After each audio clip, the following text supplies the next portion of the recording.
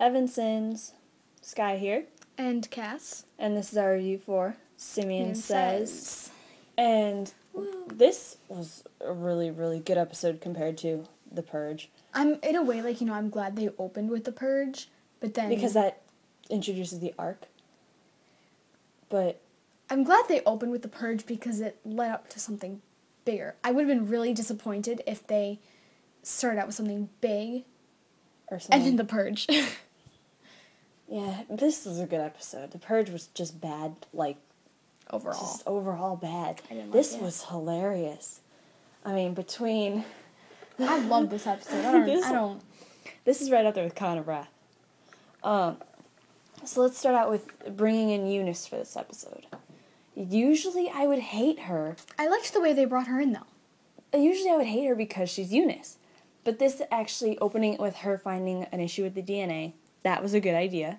And then presenting it like as in, oh, Azimuth does this. Let's just say Azimuth has not changed. He is still so rude.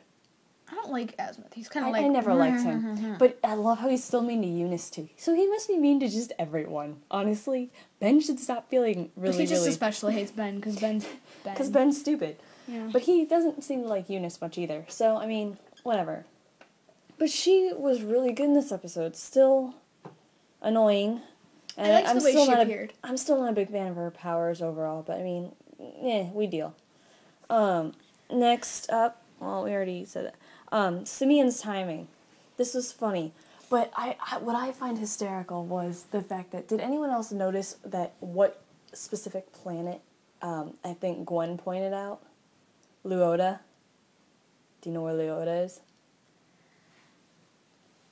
I don't remember. The baby from Con of Wrath was from Luoda. Yes! Dang it. I watched that on my iPod like 20,000 times, That's her favorite episode, man. That's everyone's favorite. And then Simian drops in after Ben says, did you guys realize it's been 2 days since anyone tried to kill me, arrest me, or... Blah, blah, blah. I can't remember what the other one was. But, and then Simian drops in, well, then I apologize for my timing. Thank you for humor. Right off the bat, we get funny. Right after Eunice going, nah, stop bothering me with menial tasks. Yeah, right, whatever. Like, shut up, Eunice. Like, I loved You're Eunice. such a diva. She was funny. And then it goes into Simian being funny. I mean, that's great. I like Simian. Rather than The Purge, which wasn't funny at all. Simian Says. I'm going to say the one big thing I did notice about this episode, I don't know if anyone else now watches this, whenever it does the written by thing in the opening, I automatically watch to see who wrote it. And this one was Charlotte. I am so happy about that because it's Charlotte. I mean, come on. We don't now that we've seen her take over, now I'm excited. Now that we can see what she can do, the one thing that I'm kind of afraid of with her is we can see what she can do, but it'll just be decreasing live up to this? from there. Yeah. She'll be like, oh, okay, this is what I can do, but I won't do that every time because that's too much work. Because let's look at Ultimate Alien. The opening of Ultimate Alien was not that strong. Oh, by the way, happy birthday. Oh, thank you. Anyways. 10, 10, 10. 10, 10, 11. But, yeah.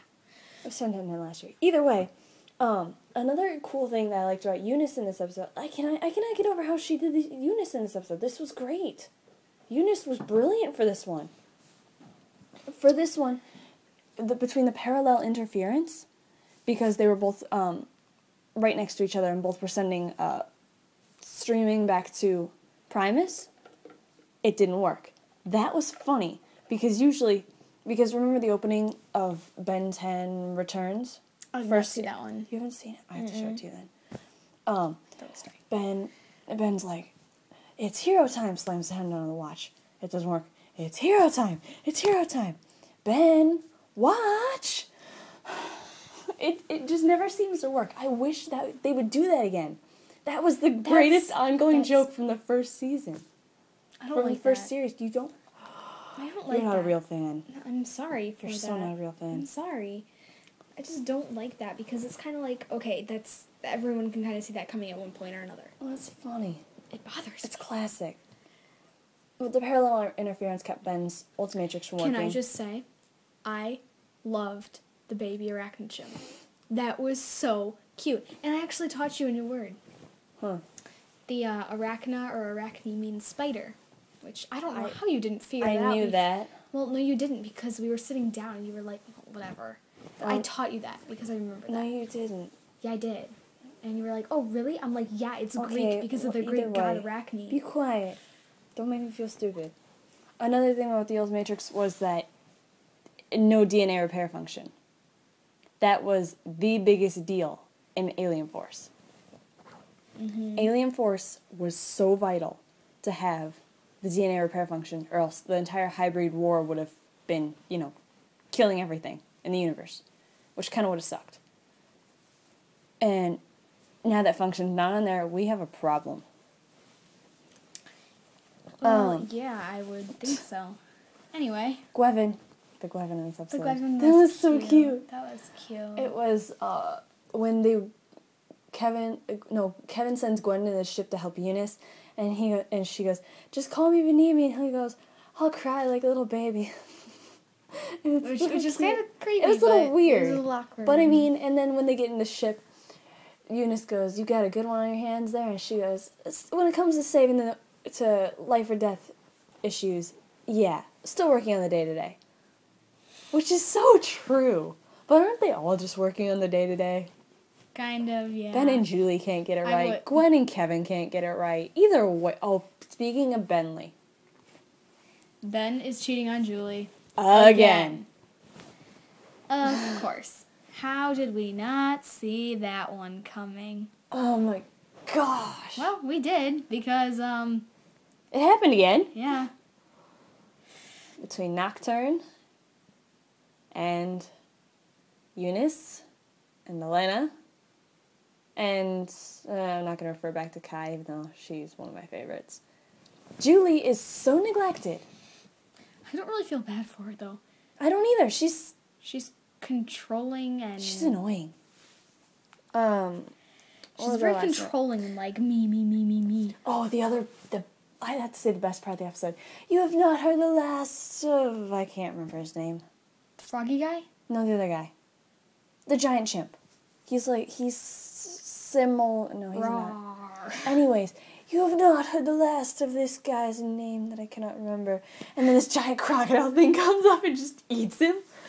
That's great. That is some Charlotte power right there. That is some Charlotte power. Now, if something is not that funny, I don't know about the rest of you guys. I was cracking up. I fell off the couch. Do you remember that? Yeah. I fell off the couch. She fell off the couch. Casta fell off the couch.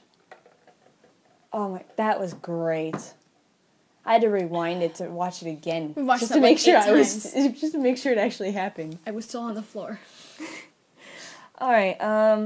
I think that's it, except for the fact that at the end, Simian traded the DNA layer repair guns for money, which may show that he's going to be like Arj with the froggy dude. No, hold on, I got the name. Incursions, with the incursions. With the froggy dude.